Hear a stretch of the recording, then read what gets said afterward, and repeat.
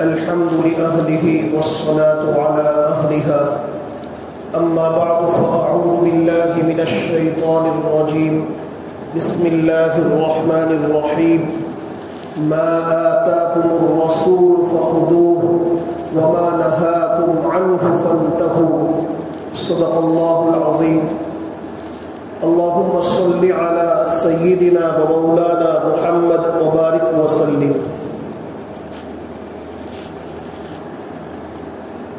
محترم بزرگوں اور عزیز ساتھیوں، گزشتہ دو مجلسوں کے اندر اللہ کے نبی صلی اللہ تعالی علیہ وسلم کی سنتوں سے متعلق چند باتیں ذکر کی تھی اور حضرات صحابہ کا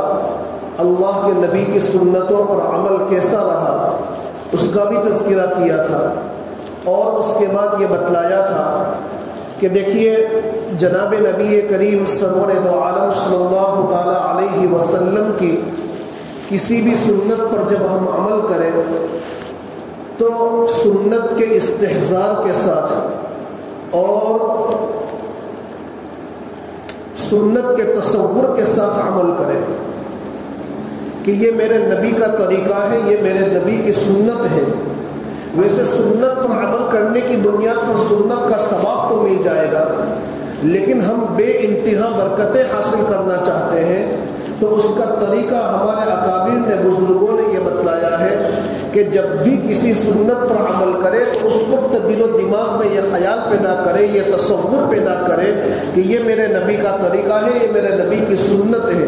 سنت کے استحضار کے ساتھ. مثال کے طور پر مسجد کے اندر داخل ہو رہے ہیں تو داہنا پاؤں رکھتے ہوئے یہ تصور کرے، یہ خیال کرے کہ میں داہنا پاؤں اس لیے رکھ رہا ہوں کہ میرے نبی کا یہ طریقہ ہے، میں دعا اس لیے پڑھ رہا ہوں کہ میرے نبی کا یہ طریقہ ہے. تو اس سے بزرگان دین نے لکھا ہے کہ وہ برکتیں حاصل ہوگی اور وہ انوارات حاصل ہوں گے کہ جس کا ہم تصور نہیں کر سکتے،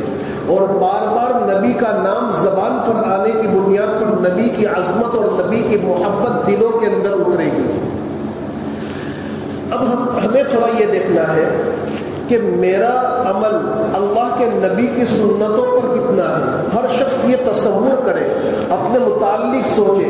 کہ میں صبح سے شام تک کی جو زندگی گزارتا ہوں، 24 گھنٹے جو میرے گزرتے ہیں، تو اللہ کے نبی کی کتنی سنتوں پر عمل ہے، ساری سنتوں پر عمل ہوتا ہے یا نہیں. دیکھو حضرت مولانا انعام الحسن کاندھلوی رحمۃ اللہ تعالی علیہ، ان کا ایک بہت بہترین جملہ ہے. حضرت ارشاد فرماتے ہیں کہ میں یہ نہیں کہتا کہ ساری سنتوں پر عمل کرو، حضرت فرماتے ہیں کہ میں یہ بالکل نہیں کہتا کہ سب سنتوں پر عمل کرو، لیکن اتنا ضرور کرو کہ جو بھی کام کرو سنت کے مطابق کرو، جو بھی کام کرو سنت کے مطابق کرو. اسی لیے ہم جو بھی عمل کریں وہ ہمارا وہ عمل سنت کے مطابق ہونا چاہیے. اسی لیے ہمیں 24 گھنٹے میں رات میں ہم سونے سے پہلے اپنی زندگی کا محاسبہ کریں کہ صبح جب میں بیدار ہوا وہاں سے لے کر ابھی سونے کا وقت ہو چکا ہے وہاں تک میں نے کتنے کام کیے. میں نے کھانا کھایا، پانی پیا، میں مسجد میں گیا، بازاروں میں گیا، دوست و احباب سے ملا، پھر صبح بیدار ہوا، میں نے کتنی مرتبہ دین میں وضو کیا، بیت الخلا گیا. تو ان ساری چیزوں کے طریقے مجھے اللہ کے نبی نے سکھائے ہیں،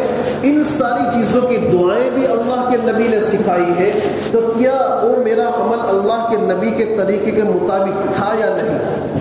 ہمیں یہ دیکھنا ہے. اگر اللہ کے نبی کے طریقے کے مطابق عمل کرنے کی توفیق ہو گئی کہ بھائی بیت الخلا میں داخل ہوئے نکلے تو اس وقت دعاؤں کا اہتمام کیا جو اللہ کے نبی نے ہمیں سکھلائی ہے. اسی طریقے سے سنت طریقے کے مطابق ہم داخل ہوئے کہ جب داخل ہوئے تب بایاں پاؤں اندر رکھا اور جب باہر نکلے تو داہنے پاؤں سے ہم باہر نکلے. مسجد میں داخل ہوتے نکلنے کے وقت، وضو کرنے کے وقت، غسل کرنے کے وقت، بازاروں میں جانے کے وقت، لوگوں سے ملاقات کے وقت ہم نے اللہ کے نبی نبی کی سنتوں کا لحاظ کیا ہے تو اس پر اللہ کا شکر ادا کریں، اور جتنی سنتیں ہم سے چھوٹ چکی ہیں تو اس پر تو ہم اپنی ذات کو ملامت کریں اور یہ عہد کریں کہ ان سنتوں پر آئندہ عمل کرنے کی کوشش کروں گا۔ ہر انسان روزانہ سونے سے پہلے اپنا محاسبہ کرے، یہ بہت ضروری ہے۔ دیکھو میرے بھائیوں، اس وقت امت پر جو حالات ہیں، ہم یہ کہتے ہیں کہ فلاں پارٹی کی طرف سے، فلاں حکومت کی طرف سے، فلاں جماعت کی طرف سے، نہیں میرے بھائیوں، کسی اور کو ہمیں دوش دینے کی ضرورت نہیں۔ صرف ہندوستان کے نہیں، پوری امت اسلام کے یہ حالات ہیں، لیکن ہمیں کسی کو دوش دینے کی ضرورت نہیں۔ یہ حالات ہم نے اپنے ہاتھوں سے پیدا کیے ہیں، ورنہ میرا اور آپ کا یہ عقیدہ ہے کہ ایک درخت کا پتا اللہ کے حکم کے بغیر نہیں ہل سکتا، تو پھر اتنے بڑے سنگین حالات پوری امت اسلام پر یہ لوگ کیسے پیدا کر سکتے ہیں؟ نہیں، یہ میرے اور آپ کے جو یہ ہمارے اعمال کا نتیجہ ہے۔ ظہر الفساد فی البر والبحر بما کسبت ایدی الناس، قرآن یہ کہہ رہا ہے یہ حالات جو پیدا ہوتے ہیں یہ ہم نے اپنے ہاتھوں سے پیدا کیے۔ ذرا یہ تو سوچو، یہ تو تصور کرو کہ ہم نے اللہ کے ساتھ تعلق پیدا کرنے کے لیے کتنے کام کیے۔ نبی کے ساتھ ہمارا تعلق مضبوط ہو، نبی کی محبت ہماری زندگی کے اندر داخل ہو جاوے، اس کے لیے ہم نے کیا پروسیس کی، ہم نے اس کے لیے کیا جو ہے سرگرمی انجام دی، ہم نے اس کے لیے اپنے آپ کو کتنا کھپایا۔ اگر ہم یہ چاہتے ہیں، دیکھو ہر چیز کے ناپنے کا ایک آلہ ہوتا ہے، گرمی ناپی جاتی ہے، سردی ناپی جاتی ہے، ہر چیز کا ٹیمپریچر، ہر چیز کو ناپنے کا ایک آلہ ہوتا ہے۔ اگر ہم یہ چاہتے ہیں کہ میرا اللہ کے نبی کے ساتھ تعلق اور اللہ کے ساتھ تعلق مضبوط ہے یا نہیں، اللہ کے نبی کی عظمت، اللہ کے نبی کی محبت میرے دل میں ہے یا نہیں، میرا تعلق میرے اللہ کے ساتھ، میرے اللہ کی باتوں کے ساتھ، قرآن کے ساتھ ہے یا نہیں، اس کو ناپنے کا آلہ بہت آسان ہے۔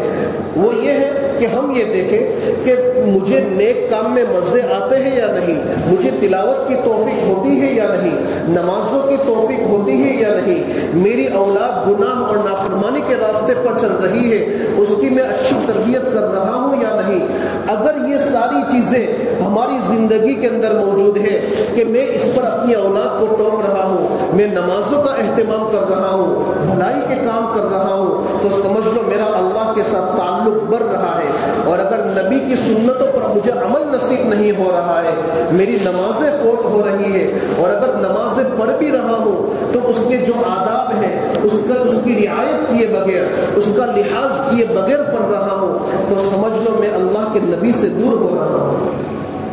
حضرت مفتی شفیع صاحب رحمۃ اللہ تعالی علیہ کا ایک واقعہ حضرت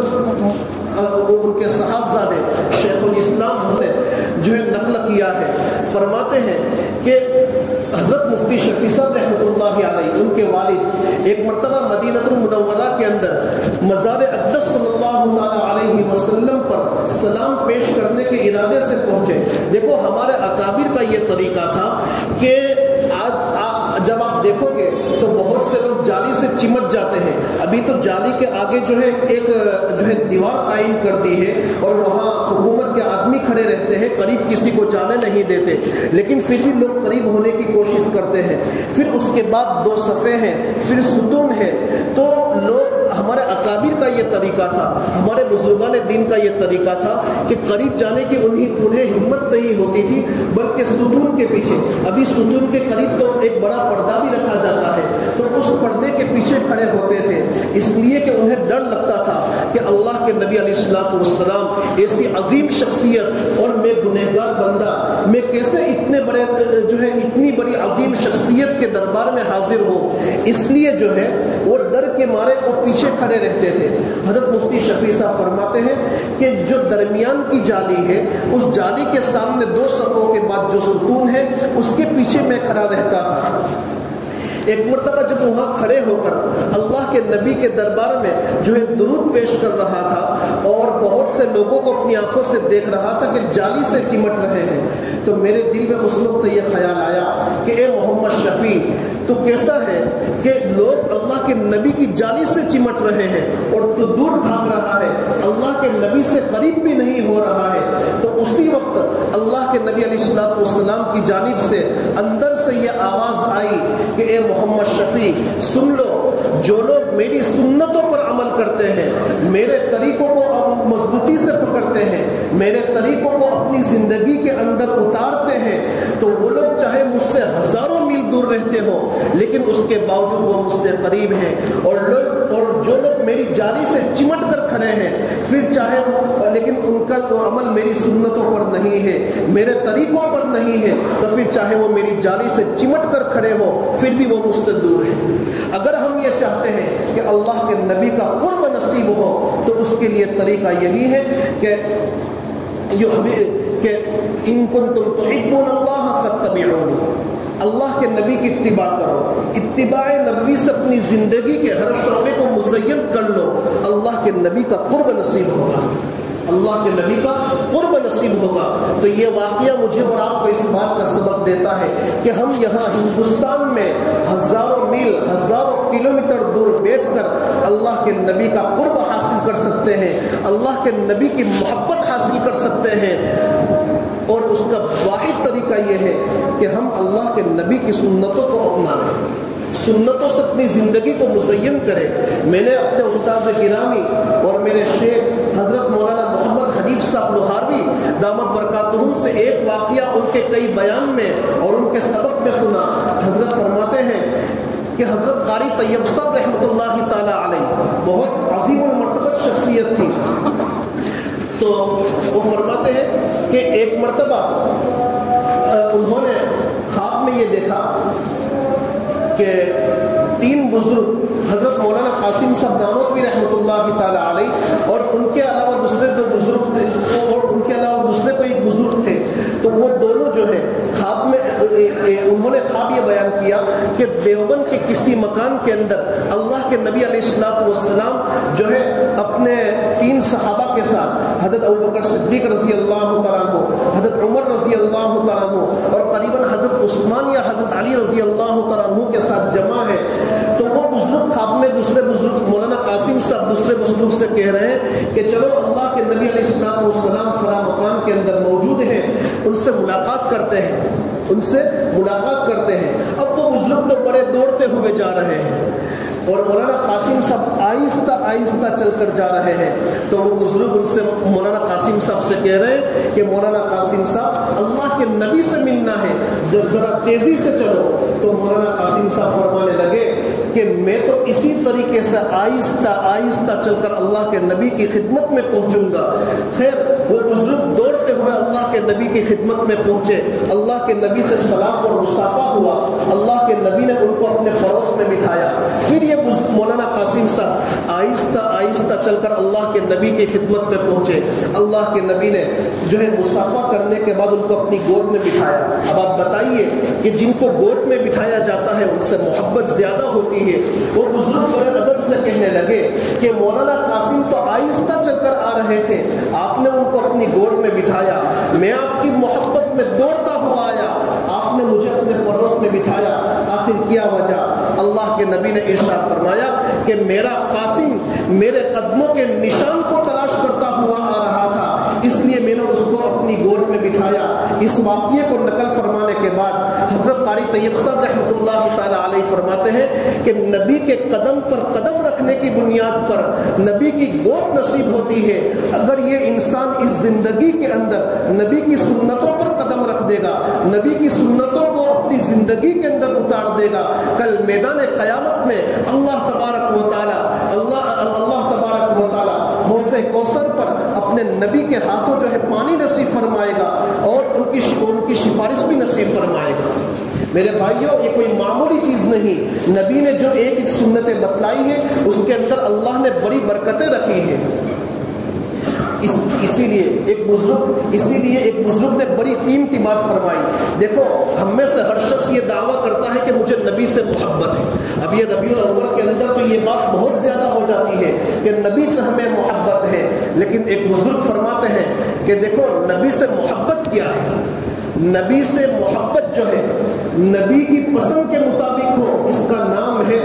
سنت۔ نبی سے محبت نبی کے پسند کے مطابق ہو، اس کا نام ہے سنت، اور نبی سے محبت اپنی پسند کے مطابق ہو تو اس کا نام سنت نہیں، اس کا نام بدعت ہے۔ نبی سے محبت، نبی کی محبت کے، نبی کی پسند کے مطابق، اس کا نام ہے سنت، اور نبی سے محبت اپنی پسند کے مطابق، اس کا نام جو ہے بدعت ہے۔ اسی لیے ہمیں نبی سے جو محبت کرنی ہے نبی کی پسند کے مطابق، اور نبی کی پسند یہ ہے کہ ہم نبی کی ہر سنتوں سے اپنی زندگی کو منور بنائیں، نبی کی سنتوں کو اپنی زندگی کے اندر پیدا کریں۔ ایک روایت ہے، اللہ کے نبی علیہ السلام ارشاد فرماتے ہیں، اصل میں بخاری شریف کے اندر ایک صحابی نے روایت نقل کی ہے کہ اللہ کے نبی علیہ السلام جب وضو فرمانے لگے تو صحابہ کرام رضوان اللہ تعالیٰ علیہ مجمعین کے دل میں، تو ان کے قلوب میں اللہ کے نبی کی بڑی محبت تھی، تو اللہ کے نبی کے بدن سے جو پانی گر رہا تھا، یا آپ جس برتن کے اندر پانی جو ہے، جس برتن سے وضو فرما رہے تھے، تو اس پانی کو لے کر جو ہے اپنے چہروں پر ملنے لگے، اپنے بدن پر ملنے لگے، اس کو نیچے نہیں گرنے دیتے تھے۔ حجۃ الوداع کے موقع پر اللہ کے نبی علیہ السلام جب مینا سے چلے ہیں تو جو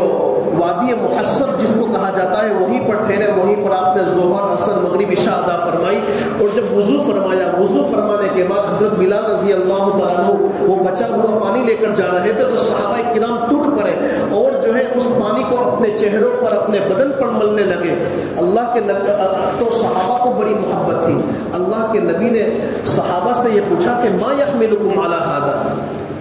تم یہ جو کر رہے ہو اس پر تمہیں کس چیز نے ابھارا؟ تو صحابہ کہنے لگے حب اللہ و رسول، حب اللہ و رسول، اللہ اور اس کے رسول کی محبت نے ہم کو اس کام پر ابھارا ہے، اللہ اور اس کے رسول کی محبت۔ اب اس سوال کی کوئی ضرورت نہیں تھی، ہر انسان سمجھ سکتا ہے کہ محبت کی بنیاد پر صحابہ یہ کر رہے ہیں۔ اللہ کے نبی بھی جانتے تھے کہ میرے صحابہ کو مجھ سے محبت ہے، اس بنیاد پر یہ کر رہے ہیں، لیکن اس کے باوجود اللہ کے نبی نے سوال کیا ما یحملکم علی ھذا۔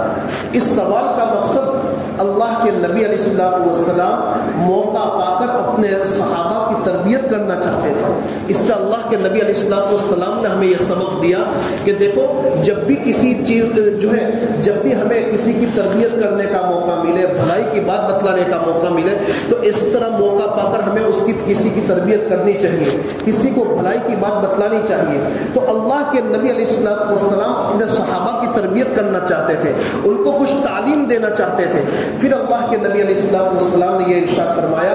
کہ اگر تم یہ چاہتے ہو، اگر تم اس بات سے رضامند ہو کہ اللہ اور اس کے رسول صلی اللہ تعالیٰ علیہ وسلم تم سے محبت کرے، اور تم اللہ اور اس کے رسول صلی اللہ علیہ وسلم سے محبت کرو، تو تین کام کرو۔ ایک جو ہے، جب بھی بات کرو تو سچ بولو، اور امانت کو جو ہے اس کے موقع پر ادا کر دو، امانت کے اندر خیانت مت کرو، اور نمبر 3 اپنے پڑوسی کے ساتھ حسن سلوک کا معاملہ کرو۔ یہ 3 عمل اللہ کے نبی علیہ السلام نے بتلائے۔ یہاں محدثین نے ایک بڑی قیمتی بات لکھی ہے، دیکھو اللہ کے نبی علیہ السلام جانتے تھے کہ صحابہ مجھ سے محبت کر رہے ہیں، اسی بنیاد پر میرے بدن سے جو قطرات ٹپک رہے ہیں اس کو لینے کے لیے جو ہے دوڑ رہے ہیں، اس کو لینے کے لیے جو بڑی جلد بازی کر رہے ہیں کہ وضو کے قطرات کو اپنے بدن کے اوپر مل لے رہے ہیں۔ اللہ کے نبی کے صحابہ نبی کی محبت کی زیادتی میں معذور تھے، نبی نے ان کو روکا نہیں کہ تم یہ کام مت کرو، لیکن ساتھ ساتھ نبی نے یہ بھی بتلایا کہ تمہارے دل میں محبت ہے تو محبت کا اصل تقاضا یہ نہیں ہے، چونکہ محبت کی بنیاد پر کر رہے تو نبی نے ان کو منع بھی نہیں کیا، لیکن نبی علیہ السلام نے یہ تعلیم دی، ان کی تربیت فرمائی کہ تمہیں میری ذات سے محبت ہے تو محبت کا اصل تقاضا یہ نہیں، محبت کا اصل تقاضا یہ ہے کہ جو میں کہوں اس پر عمل کرو، جو میں کہوں اس پر عمل کرو۔ اسی لیے اللہ کے نبی علیہ السلام نے فرمایا کہ اگر تم یہ چاہتے ہو کہ اللہ اور اس کے رسول تم سے محبت کرے اور تم اللہ اور اس کے رسول سے محبت کرو تو یہ 3 کام کرو۔ تو اللہ کے نبی نے عمل کے ذریعے سے، یعنی عمل بتلا کر یہ بتلایا کہ محبت کا اصل تقاضا یہ ہے کہ نبی جس بات کا حکم کرے اس کو اپناؤ، اور جس بات سے تمہیں روکے ان سے اپنے آپ کو بچاؤ۔ یہی تو قرآن کہہ رہا ہے کہ ما آتاکم الرسول فخذوه وما نهاكم عنه فانتهوا، کہ نبی جس چیز کا حکم کرے اس کو اپنی زندگی کے اندر جو ہے اتار لو، اس کو اس پر عمل کرو، اور نبی جس چیز سے روکے تو اس سے اپنے آپ کو دور رکھو. یہ ہے اتباع، یہ محبت کا تقاضا. دیکھو ہم یہ جو محبت کا دعویٰ کرتے ہیں، محبت کے دعوے کے ساتھ دلیل کا ہونا ضروری ہے. بغیر دلیل کے کسی چیز کا اعتبار نہیں کیا جا سکتا. اور اللہ کے نبی کے ساتھ ہمیں جو محبت ہے، اس محبت کی واحد دلیل یہ ہے کہ ہماری زندگی کے اندر اللہ کے نبی کے طریقے آ جائے. اور اگر اللہ کے نبی کی ہماری زندگی میں اللہ کے نبی کے طریقے نہ آوے اور صبح سے شام تک ہم اللہ کے نبی کے جو ہے گن گاتے رہیں، اللہ کے نبی کے چرچے کرتے رہیں کہ ربیع الاول کا مہینہ آ گیا، 50 مرتبہ اللہ کے نبی کا نام لے لو، لیکن جب تک اللہ کے نبی کے اعمال ہماری زندگی میں نہیں ہوں گے، ہمارا محبت کا دعویٰ 100% غلط ہے. اللہ تبارک و تعالیٰ سے دعا کرتے ہیں کہ ہمارے دل میں اللہ تبارک و تعالیٰ اللہ کے نبی کی سچی محبت پیدا فرما دے اور ایک ایک سنت کو سمجھ کر جان کر اس پر عمل کرنے والا بناوے. وآخر دعوانا ان الحمد للہ رب العالمین.